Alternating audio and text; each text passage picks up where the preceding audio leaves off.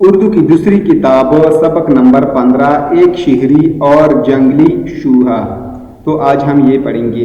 ایک چوہا شہر کے اندر کسی امیر گھر میں رہتا تھا جہاں اچھی اچھی خوش مزہ چیزیں کھانے کو ملتی تھی۔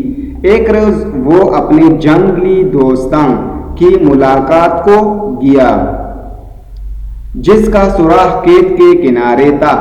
جنگلی چوہے نے مہمان کی بڑی آؤ بھگت کی اور خاطر تواضع کی جوار کے دانے جو اس کو میسر تھے حاضر کیے۔ شہر کے چٹورے چوہے نے میزبان کی خاطر سے کچھ کھایا تو صحیح، پر یہ روکھی سوکھی غذا اس کو کیوں بھانے لگی۔ شہری تھا بڑا تمیزدار، پہلے تو ادھر ادھر کی باتیں کرتا رہا، فصل اور موسم کا حال پوچھا، اس کے گزارے کی صورت حال دریافت کی، پھر بولا، بھائی تم کیسے ویران جنگل میں زندگی بسر کرتے ہو جہاں کوئی مزیدار کھانا نصیب نہیں ہو؟ آؤ میرے ساتھ، آؤ ذرا میرے ساتھ چلو، وہاں تم دیکھوں گے کیسے اچھے گھر اور کیا لذیذ نعمت خدا کی دی ہوئی موجود ہے۔ جنگلی چوہے نے شہری دوست کی ضیافت بڑی خوشی سے قبول کی۔ شام کو دونوں روانہ ہوئی اور آدھی رات گھر جا پہنچے۔ شہری نے اس کو فوراً نفیس کھانے پر جو گھر والوں کا بچا کچا رکھا تھا جا بٹھایا۔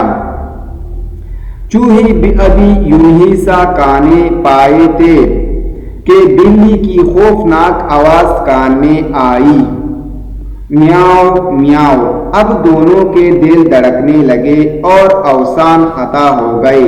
ناچار پتا توڑ بھاگے اور سوراخ میں جا گھسے۔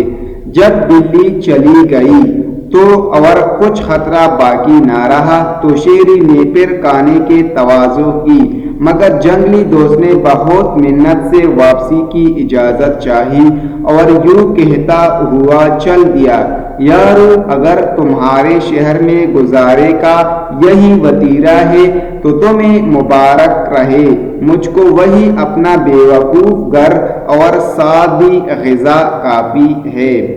نظم مؤلف ملے خشک روٹی جو آزاد رہ کر، تو وہ خوف و ذلت کے حلوے سے بہتر جو ٹوٹی ہوئی جھونپڑی بے ضرر ہو، بھلی اس محل سے جہاں کچھ خطر ہو۔ یاد کرو ہجے اور معنی: تواضع، خطرہ، ضیافت، میزبان، لذیذ، خوفناک، میسر، وتیرہ، نفیس، بے ضرر۔ دوبارہ: تواضع، خطرہ، ضیافت، میزبان، لذیذ، خوفناک، میسر، وتیرہ، نفیس، بے ضرر۔